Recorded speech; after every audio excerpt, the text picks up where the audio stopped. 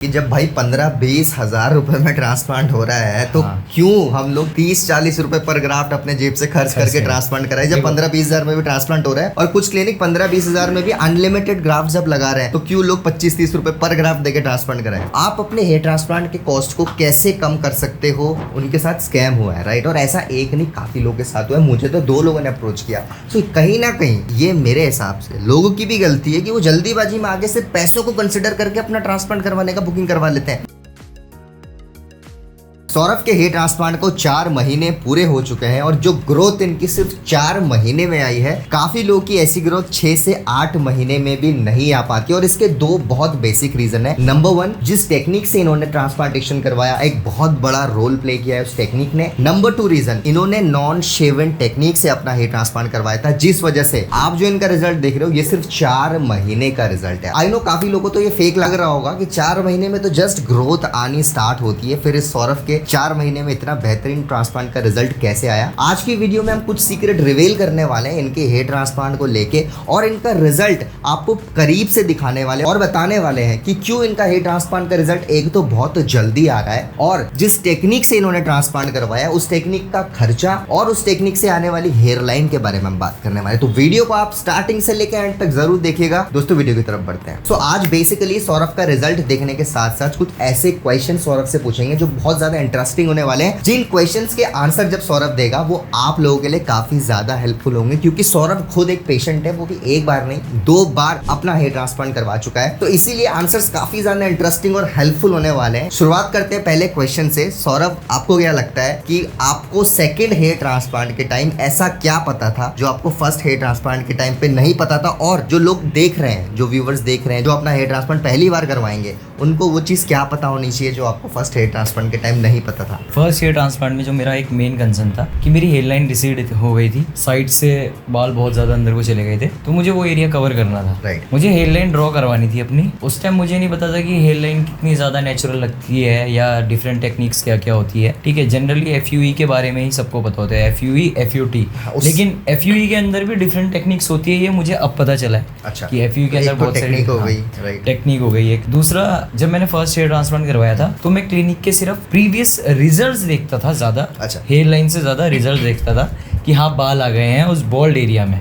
ठीक है, तो ये चीज देखता था। जब मैंने फर्स्ट हेयर ट्रांसप्लांट करवाया, लकीली मेरे फर्स्ट हेयर ट्रांसप्लांट में भी, क्योंकि क्लिनिक इतना अच्छा था, उन्होंने नॉर्मल FUE में भी अच्छी हेयर लाइन बना दी और मेरा रिजल्ट आ गया। मैं आपको यही बोलने वाला था कि आपको जब नहीं भी पता था हेयर लाइन के रिगार्डिंग, फिर भी आप तो लकी थे कि आपकी इतनी अच्छी हेयर लाइन आ गई, क्योंकि दिल्ली से आपने ट्रांसप्लांट कराया था और दिल्ली में अच्छे क्लिनिक से ट्रांसप्लांट करवाना जितना डिफिकल्ट है उतना कुछ भी डिफिकल्ट नहीं है मेरे हिसाब से, राइट। मतलब बंद आंखों से तीर फेंकने के बराबर होता है दिल्ली में अच्छे क्लिनिक से ट्रांसप्लांट कराना, वो भी उस क्लिनिक से जिस क्लिनिक के बारे में आपको ज्यादा नहीं पता हो, right. So Saurabh was definitely lucky उस टाइम पे, राइट, क्योंकि दिल्ली में उस टाइम पे क्या, अभी भी बहुत कम क्लिनिक्स हैं जो अच्छी हेयर लाइन दे रहे हैं, वो भी अफोर्डेबल प्राइस में। तुमने 20 रुपीज पर ग्राफ में ट्रांसप्लांट करा था, राइट। कितने ग्राफ लगे थे उस टाइम? मेरे लगभग 1500 to 1700 ग्राफ फ्रंटल एरिया का तुम्हारा ट्रांसप्लांट होता है। इनका रिजल्ट भी हमने दिखाया, आप लोगों को काफी पसंद आया। पसंद तो गया, मतलब उस समय यूट्यूब में ऐसे रिजल्ट होते नहीं थे। जब सौरभ का फर्स्ट ट्रांसप्लांट का रिजल्ट आया था, बहुत वंडरफुल। बट फिर भी सौरभ ने एक बात सही कही कि जब लोग पहली बार ट्रांसप्लांट करवाते हैं ना, स्पेशली जिनका बॉल्डनेस ज्यादा होता है, उनका पहला फोकस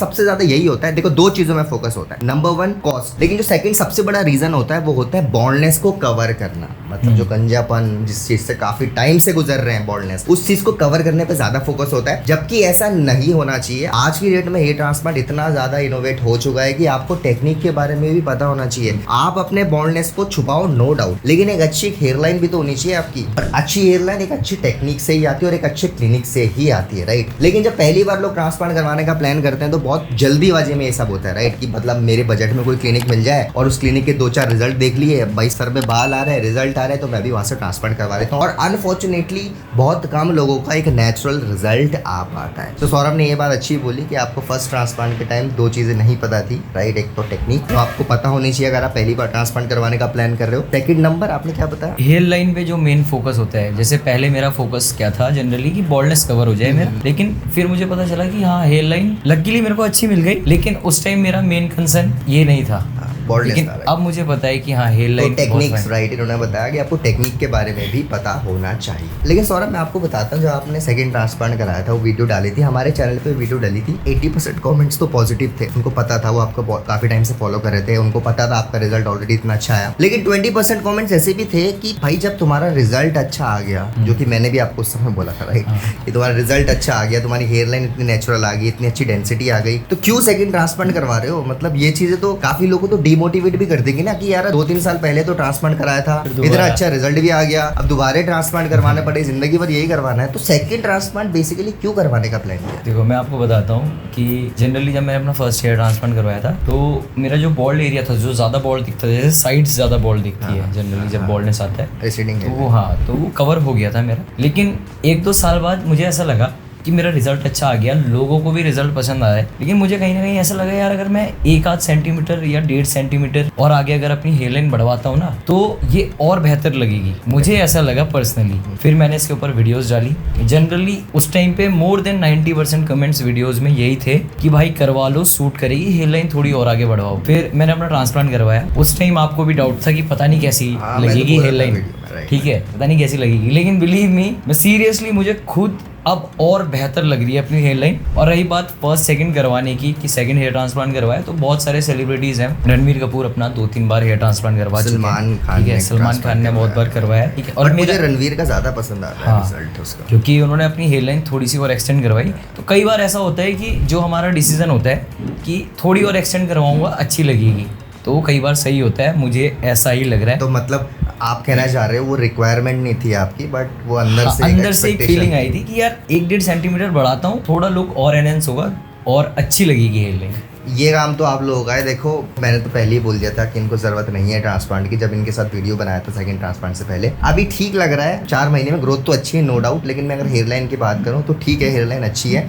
आप लोग कमेंट में बताओ कि आपको सौरभ की हेयर लाइन कैसी लग रही है, और आप बताओ कि सौरभ का सेकेंड ट्रांसप्लांट करवाने का डिसीजन सही है कि नहीं, राइट। आप लोग नीचे कॉमेंट में बताओ, मैं सारे कॉमेंट्स पढ़ के आंसर देने वाला हूँ। अच्छा सौरभ, अब टेक्निक पे आते हैं हेयर ट्रांसप्लांट की, उसके बाद कॉस्ट पे भी आएंगे, पहले टेक्निक पे आते हैं। किस टेक्निक से ट्रांसप्लांट कराया? डर्मा से आपने बताया, पहली बार FU से करवाया, ठीक है। दोनों टेक्निक से ट्रांसप्लांट करवाया। देखो आज आपको रियल आंसर मिलेगा, इन्होंने डर्मा से भी करवाया, इन्होंने FU से भी ट्रांसप्लांट कराया। मुझे ऑनेस्टली बताओ दोनों टेक्निक्स में क्या डिफरेंस है, और दोनों, अगर मैं बेसिक क्वेश्चन पूछता हूँ, derma versus FU technique, which is better, right. क्योंकि आपका FU से भी बहुत अच्छा रिजल्ट आया है, सबने देखा है, ठीक है। तो ये बहुत कॉम्प्लिकेटेड सवाल है, derma versus FU, which is better? To be honest, अगर आपकी जेब में थोड़ा सा बजट ज़्यादा है, जैसे सपोज 20 to 30-40 रुपीज़ भी अफोर्डेबल कॉस्टिंग है, उस टाइम मैंने 20 में करवाया था, और लगभग 3 साल पहले की बात है ये। तो आपको पता है हर चीज़ में इन्फ्लेमेशन आ रही है, थोड़ा बहुत रेट तो हर चीज़ का बढ़ता ही है, और 3 साल बहुत होते हैं। तो 3 साल में भी अगर मुझे 30-35 रुपीज़ पर ग्राफ के हिसाब से अगर डर्मा मिल रहा है, तो वो मेरे लिए एक अफोर्डेबल कॉस्टिंग था, ठीक है। और अब मैं जॉब भी करता हूँ, ऐसा कोई इशू नहीं है, तो मैंने पैसे रख रखे थे। ज़्यादा ग्राफ मेरे लगने नहीं थे, क्योंकि मेरे को लगभग 1200-1300 ग्राफ मेरे इस बार भी लगे। तो अगर मैं ओवरऑल बताऊँ, तो जिन ऑडियंस को नहीं पता,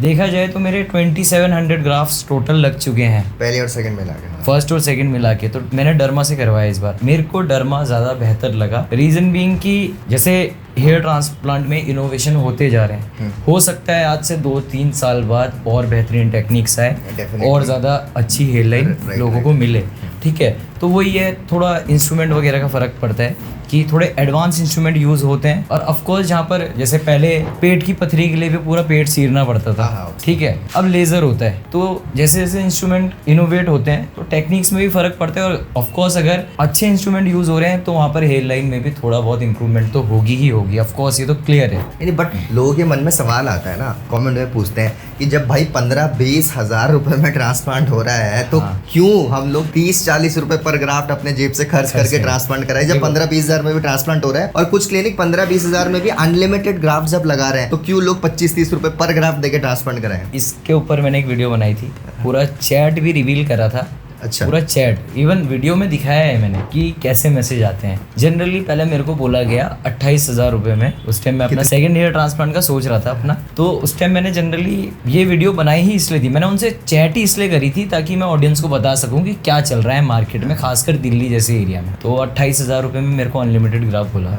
फिर मैंने उन्हें बोला कि यार मेरा बजट नहीं है, 28,000 में भी 28,000 में भी मेरा बजट नहीं है। तो फिर 2-4 दिन बाद फिर मैसेज पे मैसेज, कॉल पे कॉल, फिर बोला कि सर अगर आप कल आ जाते हैं तो हम आपका 13,000 रुपए में हेयर ट्रांसप्लांट कर देंगे, अनलिमिटेड ग्राफ। 13,000 में तो पीआरपी होता है, पीआरपी जीएफसी पीआरपी होती है। तो कोई क्यों आपका 13,000 में हेयर ट्रांसप्लांट करेगा, वो भी एक डॉक्टर, वो भी एक एमबीबीएस डरमैट आपका क्यों ट्रांसप्लांट करेगा 13,000 रुपए में, अपने 8 घंटे अकेले आपको देंगे। तो फिर मैं समझ गया, उसके ऊपर मैंने वीडियो बनाई, लोगों को जागरूक भी किया। बट तुम्हें ऐसा नहीं लगता क्या कि 13,000 रुपए में, मुझे पर्सनली ऐसा लगता है कि वो ट्रांसप्लांट करते ही नहीं होंगे लिटरली, क्योंकि ऐसा भी हुआ है ना, काफी लोगों ने हमें अप्रोच किया था, पिछले साल की बात कर रहा हूँ, मैंने वीडियो बनाया था, मुझे 1-2 लोगों ने अप्रोच किया, सर मेरे साथ स्कैम हो गया है। लोगों को लगा भाई ट्रांसप्लांट का रिजल्ट खराब हो गया, फेल हो गया। स्कैम क्या था बताता हूँ, बुकिंग अमाउंट लिया, यस और ब्लॉक कर दिया। यार जिसको नॉलेज नहीं होती ट्रांसप्लांट के बारे में ना, तो उसकी भी गलती ही नहीं है ना, ठीक है, उसकी बस इतनी गलती कि वो बस जल्दीबाजी में डिसीजन ले लेता है। तो वो बहुत, एक नहीं 2-3 लोगों के साथ ऐसा हुआ है, ठीक है। मुझे 2 लोगों ने अप्रोच किया, तो उसने क्या किया, 15,000 रुपए में उसको अनलिमिटेड ग्राफ्ट्स क्लिनिक से बोले गए, ठीक है। क्लिनिक का गूगल बिजनेस पेज भी नहीं है, ठीक है। तो मुझे बाद में पता लगा जब उसने मुझे नाम बताया। उस बंदे ने 5,000 रुपीज बुकिंग अमाउंट पे कर दिया, डेट ले ली। जब उसने बुकिंग अमाउंट पे करके स्क्रीनशॉट भेजा, उसके 2 दिन बाद उसको ब्लॉक कर दिया गया उस नंबर से जिस नंबर पे उसने पेमेंट किया था, राइट, जो उनसे कोऑर्डिनेट कर रहा था क्लिनिक से। अब वो मेरे पास आए कि मेरे को वीडियो बनाना है, मेरे साथ स्कैम हो गया। मैंने बोला ठीक है, आप क्लिनिक का बताओ मुझे नाम। उन्होंने मुझे नेम बताया, और लिटरली मैंने जब गूगल में सर्च किया, ना उस क्लिनिक की वेबसाइट, ना उस क्लिनिक का गूगल बिजनेस पेज। और इस चीज़ के बारे में जब मैंने उन पेशेंट से बोला ना कि आपने ये चीज़ें चेक नहीं की थी क्या, तो उन्होंने बोला कि सर मैं तो बस जल्दीबाजी में आके मैं बस चेक कर रहा था, और मेरे को ऐड दिखा फेसबुक इंस्टाग्राम से, इतने रुपए में अनलिमिटेड ग्राफ्ट्स, मैंने क्वेरी जनरेट करी और मैंने बुकिंग करवा ली। इतने सस्ते में कहाँ ट्रांसप्लांट हो रहा था, कुछ ऑफर भी चल रहा था उस समय। मैंने बोला भाई देखो, एक काम करो, गूगल खोलो और वो क्लिनिक का नाम सर्च करो, क्योंकि मैं तो चेक कर चुका था, ना उनका गूगल बिजनेस पेज है, ना वेबसाइट है, ना उस क्लिनिक के बारे में कुछ इन्फॉर्मेशन अवेलेबल है, ना एड्रेस है। बिना क्लिनिक के एड्रेस के आप कैसे बुकिंग करवा सकते हो, आप खुद ही सोचो ना। तो उन्होंने भी चेक किया, देन ही रियलाइज्ड कि उनके साथ स्कैम हुआ है, राइट। और ऐसा एक नहीं, काफी लोगों के साथ हुआ है। मुझे तो 2 लोगों ने अप्रोच किया। तो कहीं ना कहीं ये मेरे हिसाब से लोगों की भी गलती है कि वो जल्दीबाजी में आगे से पैसों को कंसिडर करके अपना ट्रांसप्लांट करवाने का बुकिंग करवा लेते हैं। वो तो 5,000 रुपए पे किया, उनसे तो पूरी अमाउंट एडवांस में मांगी थी। 15,000 में अनलिमिटेड ग्राफ्ट था, उनको बोला था 15,000 आप पे कर दो, ये हमारे ऑफर में चल रहा है, और फिर जिस दिन डेट देंगे उस दिन ट्रांसप्लांट करा लेंगे। अगर वो 15,000 भी पे करते तो ब्लॉक ही होना था। तो 2 चीजें होती है, नंबर 1 स्कैम, आपको ब्लॉक कर दिया जाएगा अगर 10-15,000 में ट्रांसप्लांट हो रहा है। नंबर 2 स्कैम, अगर 15-20,000 में ट्रांसप्लांट हो रहा है तो ब्लॉक नहीं करेंगे, आपकी सर्जरी करेंगे, लेकिन वो सर्जरी भगवान जाने कैसी होने वाली है, रिस्की होगी, कौन करेगा ट्रांसप्लांट, और रिजल्ट तो छोड़ ही दो, उसके बारे में तो भगवान भरोसे, रिजल्ट तो अब छोड़ दो, फिर तो वही वाली बात आ जाएगी कि प्याज लगा लो सर पे और बाल आ जाएंगे, वही वाली बात। एक छोटा सा इंसिडेंट बताता हूँ। अभी एक हमारे सब्सक्राइबर थे, उन्होंने दिल्ली के हेयरमेट क्लिनिक से ट्रांसप्लांट करवाया। सेम ट्रांसप्लांट बहुत अच्छा हुआ उनका, सब कुछ। वो रहते हैं नैनीताल, मतलब हल्द्वानी की तरफ रहते हैं। तो उन्होंने बोला कि मेरे को पीआरपी करवाना है, दिल्ली जाना है, लेकिन उनके एरिया में भी कहीं बार पीआरपी होती होगी। तो उन्होंने बोला लगभग मेरा वही कॉस्टिंग पड़ रहा है, जाना आना ये वो, तो मैं यहाँ पर पीआरपी करवा लूँ अपने एरिया में। तो वहाँ पर गए, वहाँ कोई बैठा था, मतलब देख के ही पता चल जाएगा कि डॉक्टर तो है ही नहीं। अच्छा।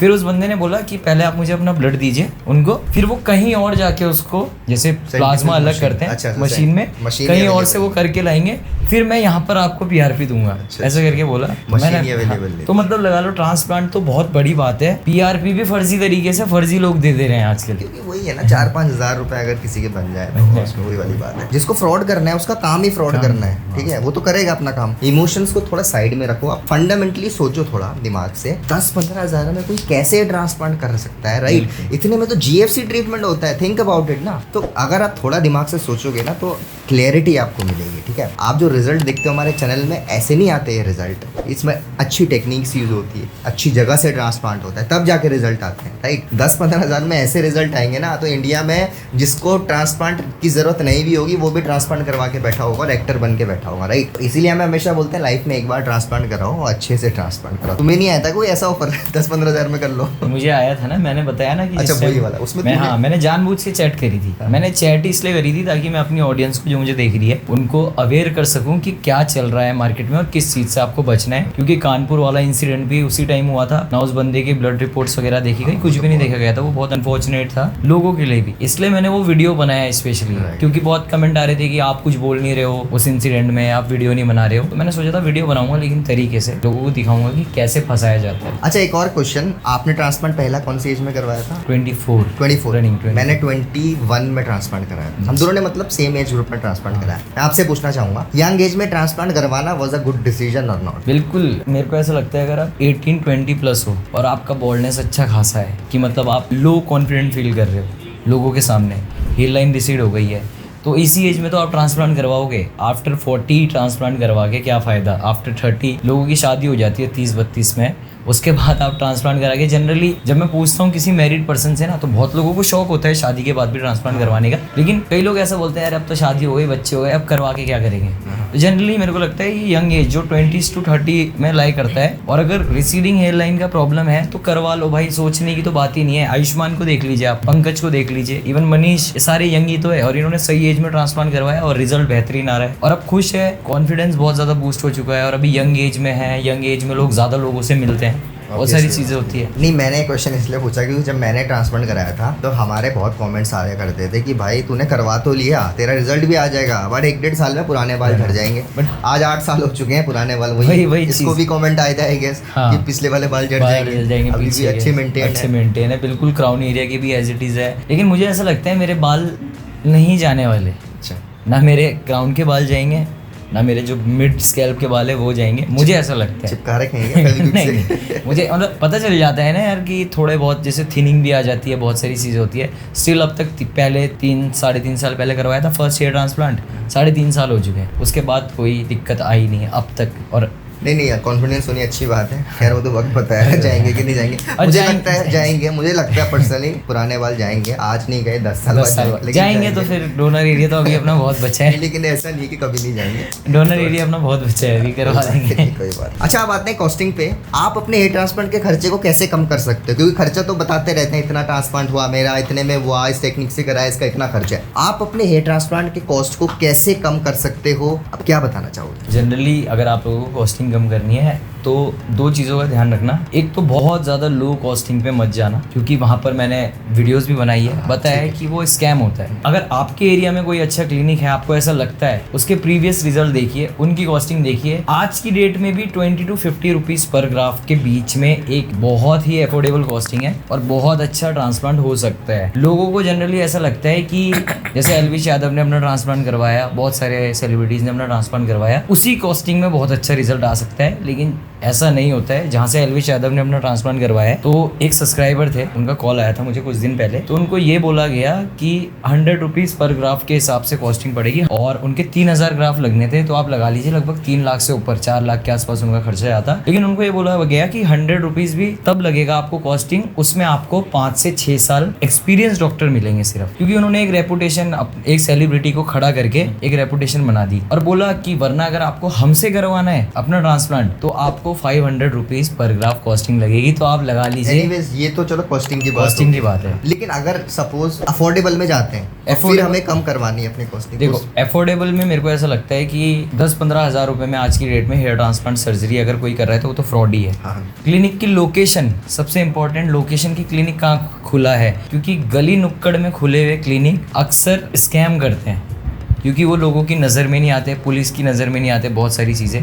अगर कोई क्लिनिक अच्छी लोकेशन में खुला है, एक अफोर्डेबल कॉस्टिंग 20 to 50 रुपीज़ पर ग्राफ भी ले रहा है, तो मुझे लगता है यही अफोर्डेबल कॉस्टिंग है। आप प्रीवियस रिजल्ट ज़रूर देखिए क्लिनिक के, हेयर लाइन देखिए कि आज, क्योंकि उस टाइम तो मेरे को हेयर लाइन का इतना पता नहीं था, लेकिन अभी मैं ऑडियंस को बताऊं तो हेयर लाइन देखिए कि कैसी हेयर लाइन देता है, कैसे रिजल्ट्स देता है, और 20 to 50 रुपीज़ बेस्ट है। अगर इतने में आपको एक अच्छा, बहुत अच्छा हेयर ट्रांसप्लांट मिल सकता है, इवन सेलिब्रिटीज से बेटर मिल सकता है। आपको कहने का मतलब है कि अगर ट्रैवल करके ना जाना पड़े तो ट्रैवलिंग का खर्चा बच जाएगा उसमें। हाँ, इसके अलावा कोई और वे है अपने ट्रांसप्लांट के खर्चे को बचाने के? इसके अलावा अगर या तो बहुत ट्रस्टवर्दी क्लिनिक है, कि जैसे मैंने अपना करवाया था हेयरमेड क्लिनिक से, तो वहाँ पर मैं वीडियोस भी बनाता हूँ, ठीक है। अगर मुझे ही स्कैम करना होता तो मैं अपना चेहरा दिखा के लोगों को इतनी सारी वीडियोस नहीं बनाता, इतने सारे पेशेंट को लेके। तो अगर कोई बहुत ज़्यादा ट्रस्टवर्दी क्लिनिक है तो आप उनसे डायरेक्ट कांटेक्ट करके अपने स्कैल्प की फ़ोटोज़ वगैरह शेयर करके, डायरेक्ट फ़ोन से भी, जैसे आयुष्मान डायरेक्ट क्लिनिक नहीं गया, आयुष्मान को ट्रस्ट था हेयरमेट क्लिनिक में, उसने कांटेक्ट किया, डायरेक्ट बात करी, उसको बता दिया गया कि लमसम इतने ग्राफ लगेंगे, बाकी जब आप क्लिनिक में आओगे जो भी आपके ग्राफ कम ज़्यादा होंगे कॉस्टिंग मैनेज हो जाएगी उस हिसाब से। बाकी उसको ब्लड टेस्ट भेज दिया गया कि these are the blood test, ये आपको करवाने हैं, ये आप अपने एरिया से भी करवा सकते हो। ऑनलाइन कंसल्टेशन हुई तो उसका दिल्ली आने जाने का खर्चा बच गया, क्योंकि आपको पता है 4-5 हज़ार रुपये वन टाइम में, इससे ज़्यादा भी लग जाता है आने जाने में। तो ऐसे भी आप अपनी कॉस्टिंग कम कर सकते हैं, लेकिन क्लिनिक ट्रस्ट वर्दी होना चाहिए। ये नहीं कि आपने यहाँ से ऑनलाइन कंसल्टेशन ले ली, बुकिंग अमाउंट पे कर दी और आपके साथ स्कैम हो गया। वो तो मैंने हमेशा बोला है, हम अपनी वीडियो में हमेशा बोलता हूँ, आप कोशिश करो कि आप लाइफ में बस एक बार ट्रांसप्लांट करा लो, अच्छे से करवाओ, टाइम ले लो, कोई बात नहीं, रिसर्च कर लो, बट रिग्रेट में मत रहना ट्रांसप्लांट के बाद अगर खराब जगह से करवा लो। एक और क्वेश्चन, अभी तक आपने सेकंड, अगर मैं ट्रांसप्लांट की बात करूं तो आपका ट्रांसप्लांट में कितना खर्चा आया, और ट्रांसप्लांट के बाद आज 4 महीने हो चुके हैं, वो खर्चा आपका कितना आया, राइट? तो टोटल अगर मैं बात करूं हेयर ट्रांसप्लांट सर्जरी से लेके अभी 4 महीने तक आपका टोटल कितना खर्चा आया? खर्चा तो मेरा ट्रांसप्लांट में नहीं और चीज़ों में बहुत चले गया। अच्छा। मैं बताता हूँ, जब मैंने ट्रांसप्लांट करवाया उसके कम से कम 1 महीने तक तो मैंने कुछ यूज़ ही नहीं किया। फिर मैंने मिनॉक्सिडिल, मैंने बताया था कि मैं मिनॉक्सिडिल यूज़ करूँगा,